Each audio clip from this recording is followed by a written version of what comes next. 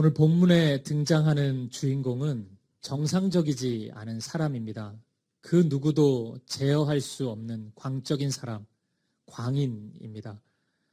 동네 사람들이 이 사람을 제어하고자 쇠고랑이나 쇠사슬에 묶어보기도 했지만 속수무책이었습니다. 동네의 수많은 젊은 장정들이 달려들어도 이 사람의 광기 어린 힘을 당해낼 수가 없었습니다.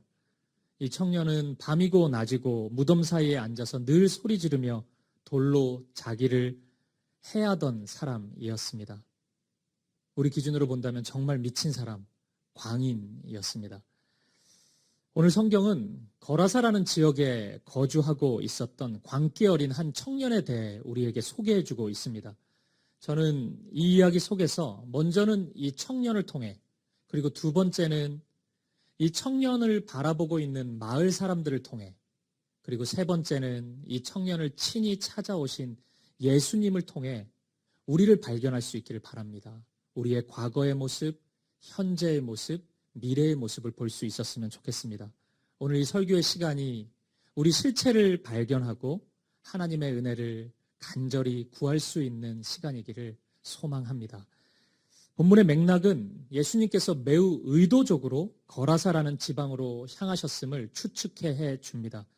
이렇게 생각하는 근거가 있습니다. 먼저 첫 번째는 앞장에 있는 4장 35절을 보면 예수님께서 저편 거라사 지방으로 건너가자, 저편으로 건너가자 이렇게 직접 명령하셨다는 점입니다. 이 거라사라는 지방에 그냥 우연히 온 게 아니고 가는 길에 그냥 들렸던 게 아니고 이 지역에 가야 할 분명한 이유가 있으셨던 겁니다. 그리고 두 번째 이유, 성경이 이곳에서 만나게 되는 한 청년에 대해 유독 상세하게 소개하고 있다는 점입니다. 우리가 살펴보고 있는 마가복음은 사복음서 중에 한 권인데 마태복음, 마가복음, 누가복음, 요한복음, 예수님의 복음 이야기이기 때문에 사복음서라 그럽니다. 그 중에 가장 짧은 복음서입니다. 그래서 이 마가복음은 많은 사건들을 좀 요약해 놓은 경향도 있고 좀 단축해서 그냥 이렇게 기록을 해 두었습니다. 그런데 독특하게도 이 본문의 이 청년에 대해서만은 매우 상세하게 소개하고 있습니다. 확실한 것 같습니다. 주님께서는 오늘 난폭함을 주체하지 못하고 있는 이 청년을 만나시기 위해서 의도적으로 이 거라사라는 지역에 찾아가셨던 것입니다. 사랑하는 여러분, 우리는 이 지점에서 우리 주님이 어떤 분이신지에 대해 묵상하지 않을 수 없습니다. 우리 주님은 고통 속에 머물러 있는 사람을 내버려 두지 않으시고 친히 찾아와 주시는 분이십니다. 본문에 나타나는 장면들을 이렇게 살펴보면 무덤이 나오고 돼지떼, 이방인들, 난폭한 광인, 이런 모습이에요. 이 모습들은 유대인들이 다 부정하다고 여겼던 것입니다. 이러한 곳에 주님이, 제자들을 비롯해서 모든 사람이 주님과 어울리지 않는 장소고 주님과 어울리지 않는 사람들이 다 있다고 생각했을 텐데 주님은 이 지역에 이 사람들을 만나시기 위해 그토록 바삐 가셨던 것입니다. 왜 그러셨을까요? 주님 이렇게 말씀하십니다. 누가복음 5장 31절입니다. 같이 읽어보겠습니다. 예수께서 대답하여 이르시되 건강한 자에게는 의사가 쓸데없고 병든 자에게라야 쓸데있나니. 아멘. 우리 주님은 아픈 자를 사랑하시는 분이십니다. 아파서 쓰러져 있는 인생, 세상의 소망이 다 무너져 가고 있는 인생, 소외된 인생, 우리 주님은 그러한 사람들을 특별히 더 사랑하십니다. 왜냐하면 그 사람들이야말로 주님이 더욱 필요한 자들이기 때문입니다. 주님은 그 마음을 외면하지 않으시고 친히 찾아와 주시고 사랑하는 분이십니다. 오늘 이런저런 상황 때문에, 문제 때문에 마음이 무너져 있고 육체의 아픔으로 넘어져 있는 성도님들이 있다면 안심하십시오. 주님이 오늘 우리 예배 가운데 찾아오십니다. 여러분들을 찾아오십니다. 여러분들 마음을 만져주시고 반드시 우리를 생명의 길로 인도해 주실 것입니다. 오늘 본문의 이 청년도 그런 사람입니다. 주님이 아니면 그 누구도 제어할 수 없는 사람입니다. 이 청년을 만난 예수님은 먼저 청년의 이름을 묻습니다. 근데 이 질문에 대해 청년은 자신을 군대라고 소개합니다. 좀 이상하죠? 군인이라고 대답하면 뭐 괜찮을 것 같은데 군대라고 이야기합니다. 오늘 본문 9절 말씀을 한번 보겠습니다. 같이요. 이에 물으시되 내 이름이 무엇이냐 이르되 내 이름은 군대니 우리가 많음이니이다 하고, 이 군대라는 단어는 헬라어로 레기온이라는 단어인데 이 로마의 그 하나의 군단을 의미합니다. 이 로마의 군단은 6,000명으로 이루어져 있는데 보병 5,300명, 기병 700명으로 이루어져 있는 하나의 군대입니다. 그러니까 이 표현은 이 청년이 얼마나 심각한 상태에 있는지를 그대로 보여주는 표현입니다. 이 사람은 6,000개의 인격을 가진, 서로 다른 인격을 가진 사람이었던 것입니다.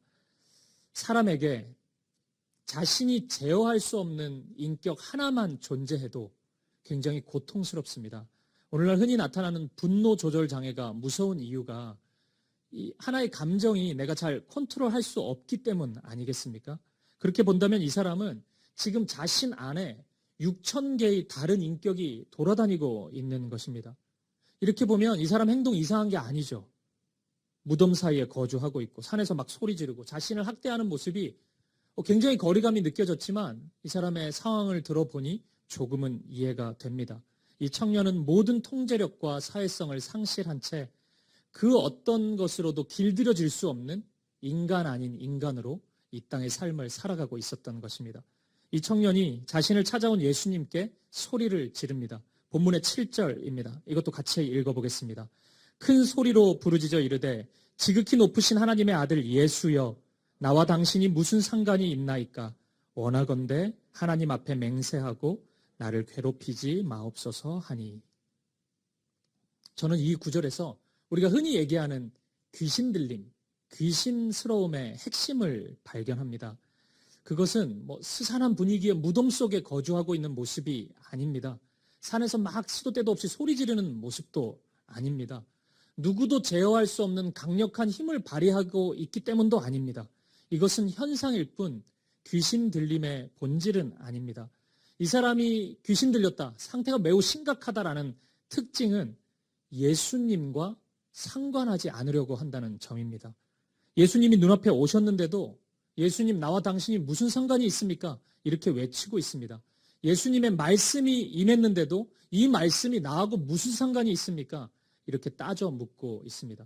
이것이 진짜 무서운 모습인 것입니다. 오늘 예배 가운데 여러분들이 저를 공포스럽게 만드시려면 이런 반응을 보이시면 됩니다. 이 설교가 나하고 무슨 상관이 있습니까? 이 말씀이 도대체 나하고 무슨 관계가 있습니까? 그런 반응을 보이시면 제가 무척 무서워할 것 같습니다.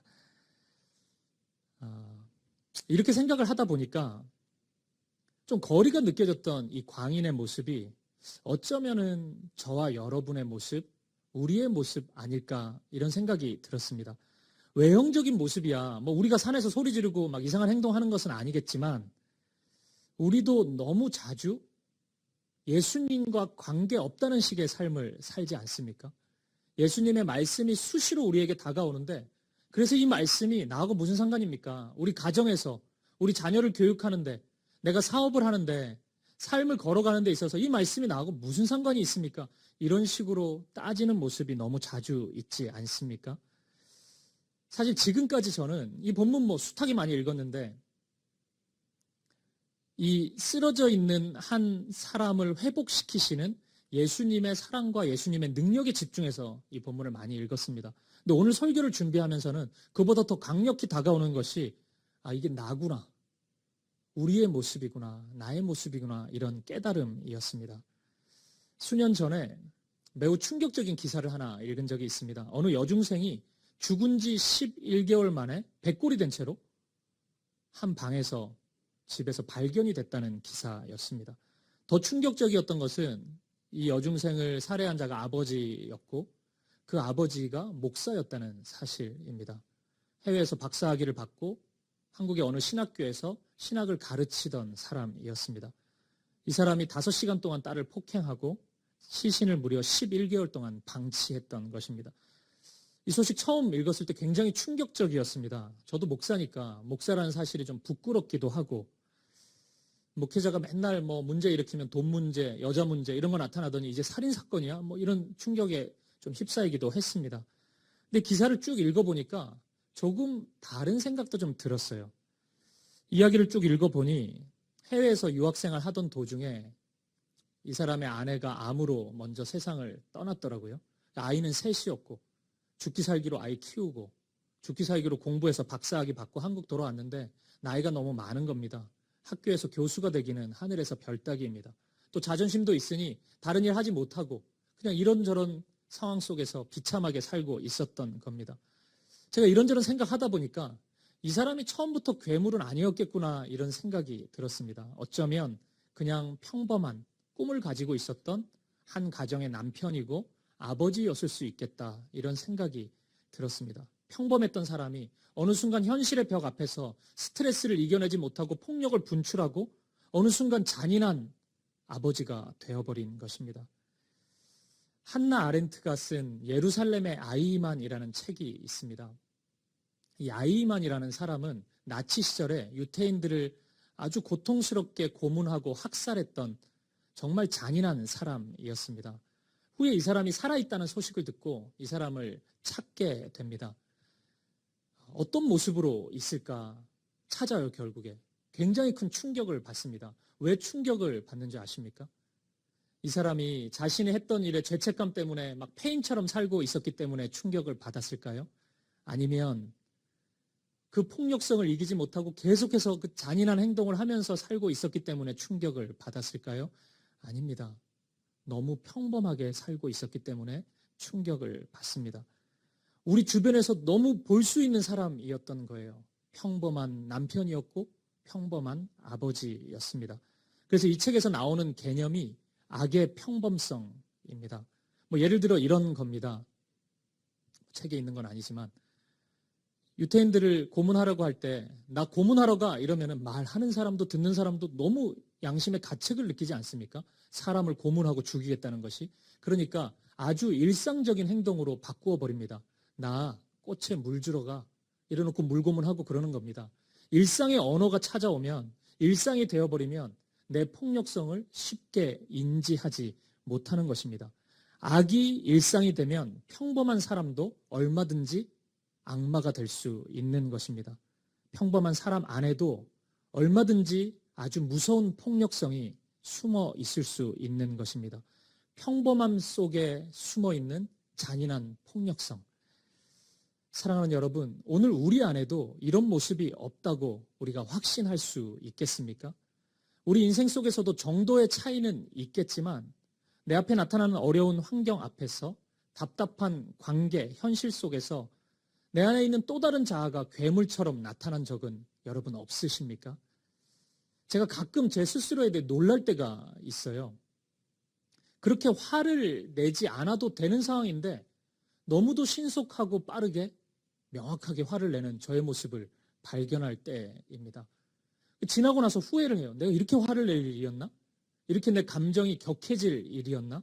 이런 후회가 굉장히 많이 듭니다. 우리가 살고 있는 이 시대는 문화라는 미명 아래서 예술이라는 미명 아래서 우리의 폭력성을 정당화하는 시대인 것 같습니다.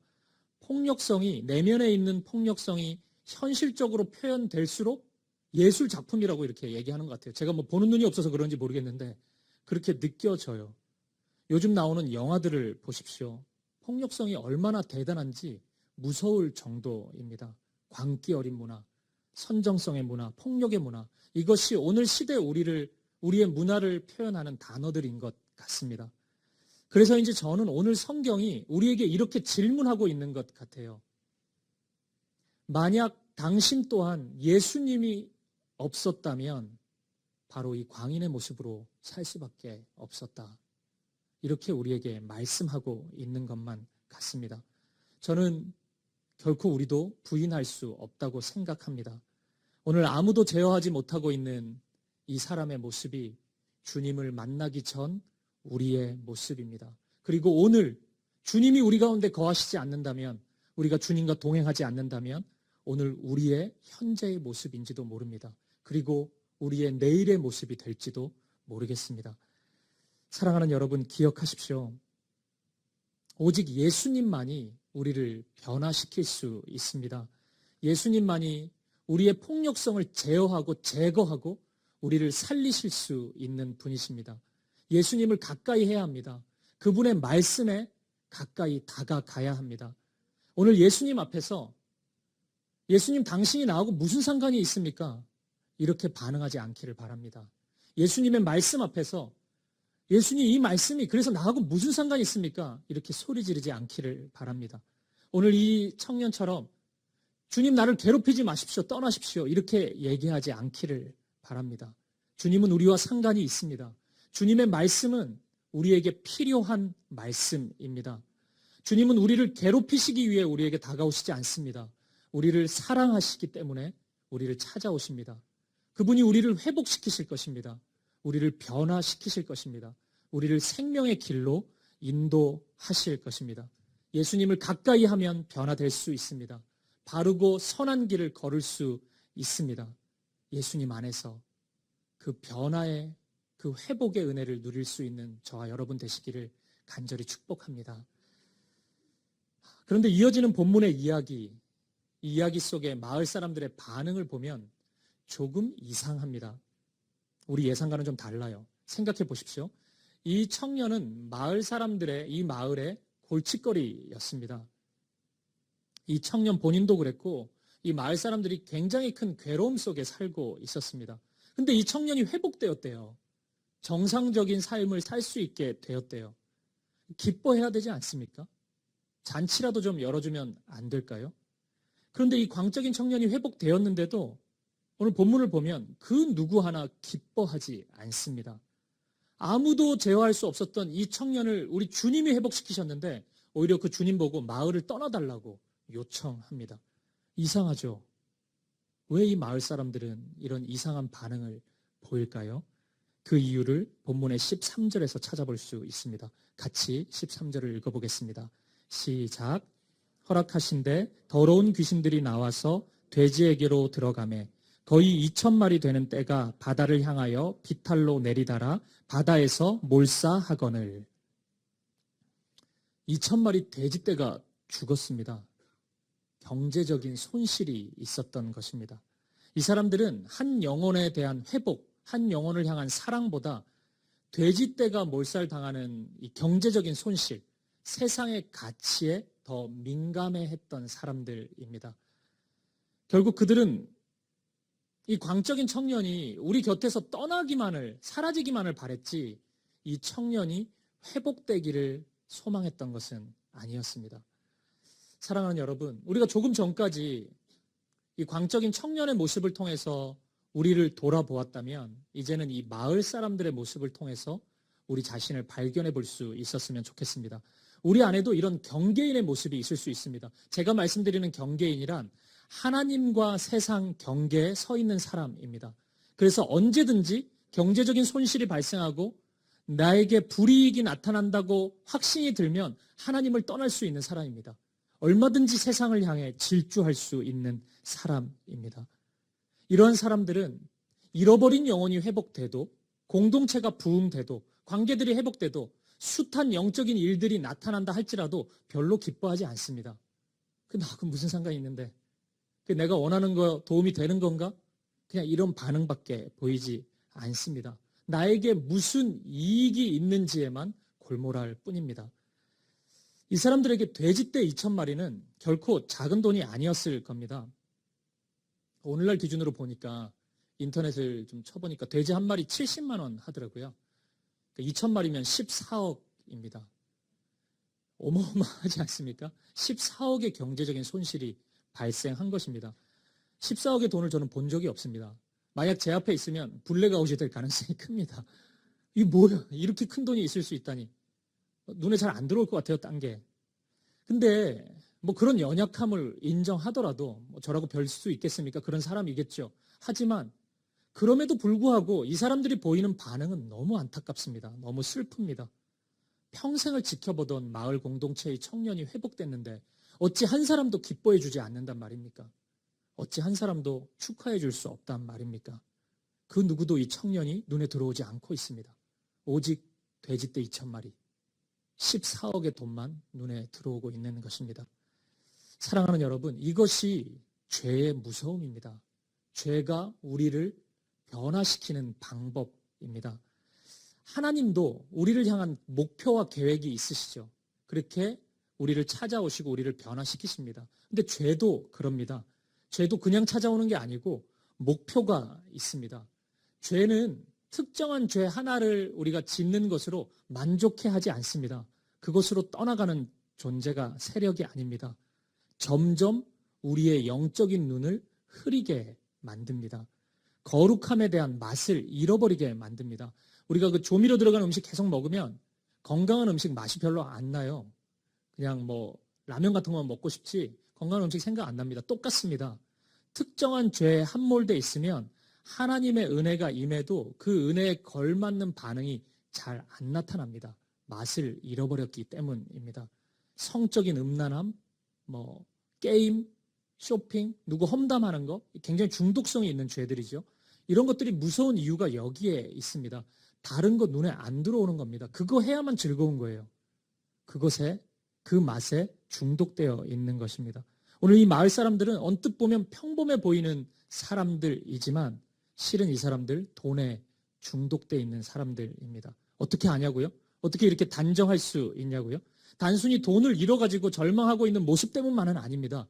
누구라도 이 정도 금액 잃으면 절망하죠. 이 사람들의 가장 큰 문제는 절망에 있는 것이 아니라 하나님의 큰 일을 보지 못하고 있기 때문입니다. 오늘 본문의 19절, 20절을 보면 큰 일 계속 나오고 있어요. 하나님의 큰 일이 일어났습니다. 하나님의 역사가 일어났습니다. 그거 보지 못하고 있는 겁니다. 그 일을 보고도 마땅한 반응을 보이지 못하고 있는 것입니다. 예수님 앞에 보여야 될 경배와 찬양을 드리지 못하고 있는 것이 이들의 가장 큰 문제인 것입니다. 지난주에 제가 한 기사를 보니까 어떤 스타트업 회사 대표가 인터뷰한 내용이 있더라고요. 뭐 이런 기술이더라고요. 그 어떤 작업장에 안전사고가 많이 일어나니까 그 안전모에 GPS 센서를 달아가지고 뭐 위험한 지역에 가면 그 알림을 해주고 뭐 사고를 좀 나지 않게 만들어주는 이런 기술이래요. 그래서 이제 회사들마다 찾아가서 이런 기술을 소개하고 그랬는데 이런 이야기를 들었다 그래요. 이 기술을 소개하자 그렇게 예방하는 장비를 사용하는 비용이 사람 죽었을 때 보상하는 비용보다 더 크면 누가 그 장비를 사겠습니까? 그냥 죽었을 때 보상을 해주고 말지. 이런 얘기를 했다는 거예요. 여러분, 경제 논리에 심취되어 있으면은 뭐 수익을 발생해야 되니까 뭐 당연한 얘기일 수 있습니다. 돈이 안 되는데 뭐 하려고 이걸 삽니까? 그렇게 생각할 수 있죠. 근데 가만히 생각해 보면 굉장히 무서운 이야기입니다. 오늘 이 세상은 사람의 목숨을 정말 하찮게 여기는 세상입니다. 저는 이런 생각, 이런 세계관이 사탄적이라고 확신합니다. 이 얘기를 질문을 한 회사 사람이 사탄이라는 얘기가 아니고 오늘날 우리의 생각 속에 이러한 세계관이 너무 만연해 있다는 것입니다. 이런 세상 풍조를 우리에게 허락해주고 우리에게 주입시키는 어둠의 힘이 있다는 것이에요. 하지만 오늘 주님은 그거 아니라고, 그렇게 살지 말라고 우리에게 말씀하고 있습니다. 주님이 경제관념이 없어서 그런 게 아닙니다. 주님이라고 2,000마리 돼지떼 안 아깝습니까? 14억이 어디 애 이름입니까? 주님도 다 아십니다. 하지만 적어도 우리 주님에게는 그 경제적인 손실보다 이 한 영혼이 회복되고 살아나는 것이 더 중요한 일이었습니다. 그것이 주님의 관점입니다. 너무나 슬프게도 오늘 주님 곁에 주님과 같은 마음을 가진 사람이 한 사람도 없습니다.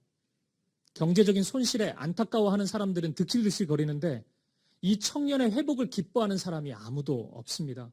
주님의 일하심을 경탄하고 주님의 일하심에 경배와 찬양을 드리는 단 한 사람이 없습니다. 사랑하는 여러분, 오늘 우리가 그런 사람이 되면 안 될까요? 돈에 눈이 멀어서 경제적인 손실밖에 눈에 들어오지 않고 그래서 주님 여기서 떠나시라고 자꾸 이렇게 경제적인 손실이 있을 거면 우리 집에 있지 말라고 가시라고 이렇게 소리를 지르는 사람이 아니라 한 영혼을 살리신 주님을 향해 마땅히 감사를 드리고 찬송을 드리고 경배를 드릴 수 있었으면 좋겠습니다. 우리가 저와 여러분이 바로 그 사람이 되기를 간절히 소망합니다. 결국 이 사람들은 예수님을 향해 이곳에서 떠나시라고 요청합니다. 본문 17절입니다. 제가 읽겠습니다. 그들이 예수께 그 지방에서 떠나시기를 간구하더라. 말씀드린 것처럼 저는 이 장면이 무척 슬프게 다가왔습니다. 그리고 이 모습에서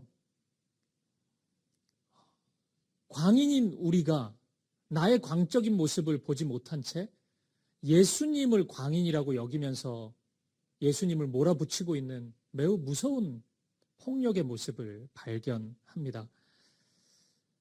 사도행전 말씀에 보면 복음서에는 예수님의 설교가 주를 이루지만 사도행전에 이르게 되면 이제 사도들, 제자들이 예수님의 복음을 전하는 모습이 나옵니다. 사도행전 초반부에는 베드로가 주로 설교를 합니다. 근데 매우 독특한 그 설교의 선포가 있어요. 그 표현이 이겁니다. 너희가 이 예수를 십자가에 못 박아 죽였다입니다. 좀 이상해요. 수많은 군중들이 베드로의 설교를 듣고 있는데 그 사람들이 다 예수님을 십자가에 못 박아 죽였습니까? 아닙니다. 관계없는 사람들이에요. 그런데 그 사람들을 향해서 바로 너희가 예수님을 죽였다고 선포하고 있습니다. 좀 이상하잖아요. 왜 이렇게 선포했을까요? 그것은 예수님의 죽음이 우리 모든 인생들의 죄를 대신한 죽음이기 때문입니다. 1세기 당시 팔레스타인에 살고 있던 사람들의 죄, 그 이전 구약시대 사람들의 죄, 그리고 그 이후 오늘 우리에게까지 이르기까지 이 모든 사람들의 죄, 그 모든 인생들의 죄를 우리 주님이 대신 감당하신 것입니다. 만약 우리가 오늘 일상 속에서 죄를 짓지 않습니까? 하나님 말씀대로 살지 않고 내 뜻대로 내 계획대로 살아가요. 그런 죄가 하나하나 쌓여서 한 사람을 만든다면 어떤 모습일까요? 조금 더 특정해서 그 사람이 1세기 팔레스타인에 살고 있는 사람이라면 어떤 모습으로 나타날까요? 이 프로그램을 코딩해가지고 실행을 딱 누르면 예수님을 십자가에 못 박는 사람이 나타나는 것입니다. 예수님을 조롱하고 발로 차고 침뱉고 예수님을 향해서 창으로 몸을 찔렀던 그 군병, 로마 군병의 모습. 예수님의 재판 앞에서 예수님의 십자가형을 선언했던 본디오 빌라도의 모습. 그토록 흉악범이었던 바라바를 살리고 예수를 십자가에 못 박으라고 외쳤던 군중들의 모습. 그리고 오늘 본문 속 예수님이 나타나셔서 큰 일을 행하셨음에도 불구하고 경제적인 손실 앞에서 여길 떠나라고 가라고 여기 있지 말라고 외치고 있는 이 마을 사람들의 모습. 이 사람들의 모습이 나타나는 것입니다. 결국 하나님의 창조의 형상에서 아름다운 모습에서 이탈한 우리, 세상을 살아가다가 어느덧 광인이 되어버린 우리가 오히려 예수님을 광인 취급하며 예수님을 십자가에 못 박은 것입니다. 예수님을 밀어낸 것입니다. 가라고 한 겁니다. 우리 밖으로, 영문 밖으로, 골고다 언덕으로, 십자가라고 우리가 예수님을 몰아붙였던 것입니다. 하지만 사랑하는 여러분, 우리 예수님은 한마디 대꾸하지 않으시고 우리가 밀어내는 그 자리로 묵묵히 걸어가셨습니다. 왜 그러셨을까요? 우리를 사랑하셨기 때문입니다. 그 길이 비록 비참하고 수치스러운 길이지만 그 길이 우리를 살리는 길이라면 저와 여러분을 그 광적인 모습, 죄악의 모습에서 회복시킬 수 있는 길이라면 우리 주님은 기꺼이 그 길을 걸어가셨던 것입니다. 그 수치스러운 십자가를 묵묵히 지셨던 것입니다. 그 결과 우리는 달라질 수 있습니다. 우리는 더 이상 광인으로 살지 않아도 됩니다. 하나님의 형상으로 회복되었습니다. 예수님 때문에 이제 우리는 압니다. 무엇이 선이고 무엇이 악인지를 압니다. 어떤 길이 선한 길이고 어떤 길이 하나님이 기뻐하시는 길인지 의의 길인지 우리는 분명히 알 수 있습니다. 사랑하는 여러분, 이제 광인의 길을 함께 멈출 수 있기를 바랍니다. 광인으로서 주변 사람들을 힘들게 하고 나 자신을 학대하는 그리고 예수님을 밀어내는 어리석은 모습에서 벗어나서 우리를 회복시키시고 우리를 살리시는 예수님 앞으로 나아갈 수 있기를 간절히 축원합니다. 사랑하는 여러분, 오늘 말씀을 마무리하겠습니다. 오늘 본문의 마지막 절인 19절, 20절을 보면 큰 일이라는 단어가 반복됩니다. 여기서 큰 일은 하나님의 일입니다. 아무도 제어할 수 없는 이 사람이 변화된 일이 큰 일입니다. 사람의 힘으로, 사람의 능력으로 할 수 없는 일이 하나님의 일이고 하나님의 큰 일입니다. 이제 이 변화된 사람은 사람이 변화시키지 않았기 때문에 하나님의 도구가 됩니다. 하나님을 전하고 하나님의 아름다움을 노래하는 사람으로 살아가기 시작합니다. 그 변화의 중심에 예수님과의 만남이 있습니다. 사랑하는 여러분, 오늘 본문 속에서 자신을 학대하고 폭력과 어둠의 길을 무한히 질주하고 있는 이 광인이 바로 저와 여러분입니다. 돈 아까워하면서 예수님 떠나시라고, 여기 있지 말라고 악을 쓰면서 외치고 있는 이 마을 사람들의 모습이 바로 저와 여러분입니다. 그러면 우리는 어떻게 해야 합니까? 그냥 광인의 모습으로 머물러 있으시겠습니까? 변화될 수 있는 길이 있습니다. 예수님 앞으로 나아가면 됩니다. 우리로부터 광인 취급 당하셔서 우리 밖으로, 영문 밖으로, 골고다로, 십자가로 내몰리신 그 예수님 앞에 나아가야 합니다. 그러면 우리는 변화될 것입니다. 온전해질 것입니다. 치유를 경험하게 될 것입니다. 저와 여러분의 삶이 오직 예수님과 함께함으로 광인의 삶에서 하나님의 큰 일을 경험하는 삶으로, 그리고 그 하나님의 일하심을 온 세상에 전파하는 삶으로 변화되기를, 그것이 오늘 우리의 현재가 되고 오늘 우리의 내일이 될 수 있기를, 우리 평생의 삶이 될 수 있기를 주님의 이름으로 간절히 축복합니다.